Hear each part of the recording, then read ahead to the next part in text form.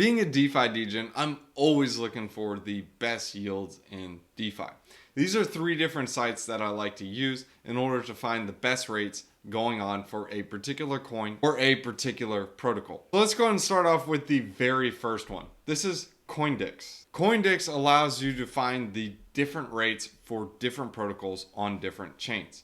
The main thing I like to use about Coindex is that it offers the top stable coins or the top pairs for that day, and it also offers the trending yields for that day. As you can see here on Wrapped ETH on Seller Bridge, you can get a 500% APR on that token.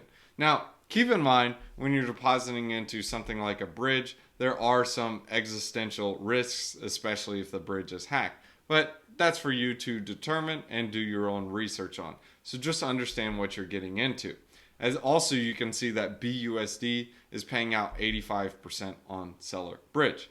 So Seller Bridge pays some pretty high APRs. So as you can see here, if you go on Seller Bridge, you can see the different APYs that they're paying out. And sure enough, if you go on the BNB chain, the BUSD incentivization is 85%. And for ETH, if you open it up and toggle down, you can see it's paying 497% on Ethereum mainnet.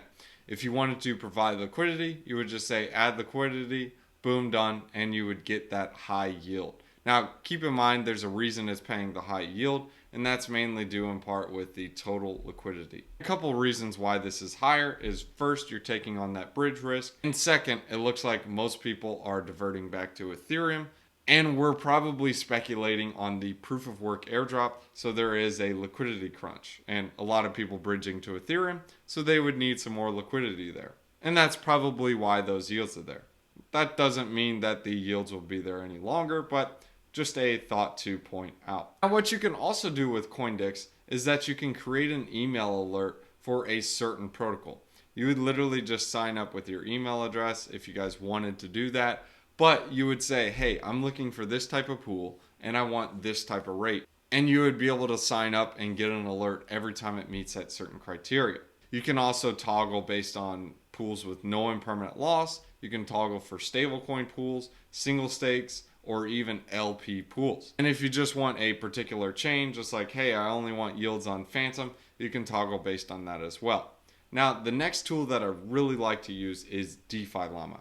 They have a section specifically for yields. The reason why I like DeFi Llama is, let's say for example, I want to find a yield on a particular coin. Let's say for example, SNX. So the synthetics token. I got a bunch of SNX. I want to go ahead and look for a yield. I want to look for the highest yields. What I can do is I can go to the SNX pairs and toggle based on the highest APY. The highest paying pair is USDC SNX. The TVL is a little bit low and it's paying 206%. So, I mean, I know Pickle Finance is a yield compounder, so I'm probably like, well, I'd rather compound the yields myself or at least manage the yields myself. So I'll look for the next best one, which is Uniswap. Now, I know Uniswap is a liquidity protocol that will automatically distribute the fees to liquidity stakers. And I can see this is on the main ETH chain, and the TVL is somewhat healthy. It has about $220,000. Going into a pool with like $10,000 or even $5,000 is a bit risky because you hold a larger percentage of that pool, so you're going to have a lot more slippage. So I would look for a pool that has a higher liquidity amount. But as you can see here, this is paying out 90%. And this is at the 1% swap fee. So let's go and see how sustainable these rates are. All you do is click on that pool and we'll go ahead and determine how long it's been paying those APYs. If you look in the past, back in July, it looks like the APYs were a little bit lower, but then they started to pick up and drop off. So it kind of looks like this pool is very volatile. Sometimes it'll pay like 90%, sometimes it'll pay as high as like 423%.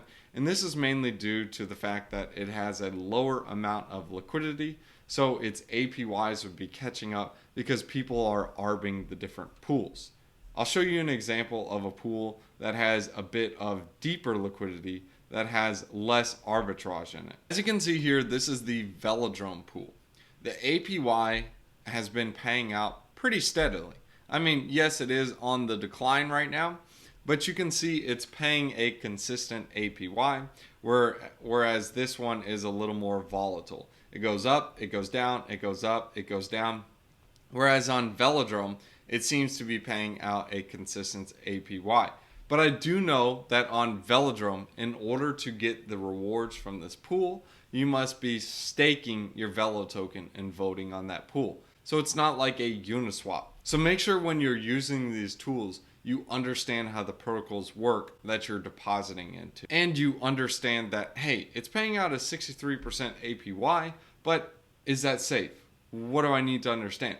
Well, you have to understand impermanent loss. If you don't understand a lot of these topics and concepts I'm explaining to you, that's okay. I've made several different videos, and in this Substack article, and I've made several videos on impermanent loss. I've made different articles to explain impermanent loss, as well as the different risks involved when you're depositing into different protocols. These tools can be used, but it does help to do some more research and understand how these protocols work. Like for example, on Uniswap, you can actually earn a higher APY than what's displayed here, as long as you understand how Uniswap v3 works and providing concentrated liquidity. If you want to see what I mean by that, go ahead and look at Pickle Finance. Pickle Finance is providing concentrated liquidity on Uniswap. This is how they're paying the 206% compared to the, well, straight up depositing on Uniswap. This APY is just taking the average of what everyone is depositing. So now if we go back to the tool on DeFi Llama, you can see the different rates that they pay out. And if I just wanted a single-sided, you can see Tokamak, they're offering a 3%, Aave offering a 7%, or even on Bancor, you can get a 0.09%. Probably not too saucy. But you can also stake directly on synthetics, and those have different fees that vary. And of course, when you're using these tools, these don't show you all of the yields, but they do show you some pretty common ones. And the last tool I like to use is on Uniswap. Uniswap is one of my favorite liquidity platforms. First, because the liquidity providers get all of the fees. Second, you can provide concentrated liquidity. And third, it has the most volume out of all DEXs in the space. Sometimes it even drives more volume than any other exchange, just depending on that particular day. Volume is the key for DEXs in order to get some of these swap fees, because the higher the volume, the more you can potentially make.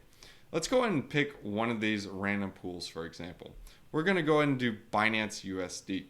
This is how it would work on Uniswap. BUSD has several different pools that you can select on. And what you need to understand is just because it charges a 0.05 or 0.01 or a 1% fee, this does not mean that you'll earn more in that particular pool. Let's just break down the 1% fee compared to the 0.05%. With the 1%, if there's only $4,000 in 7-day volume compared to a $64,000 in TVL, it's really not going to be making as much. In fact, you can determine your share of fees by going directly to the pool and seeing how much fees it's paying for that particular day. And then if you own 1% of the pool or 10% or whatever, you factor that into the fees.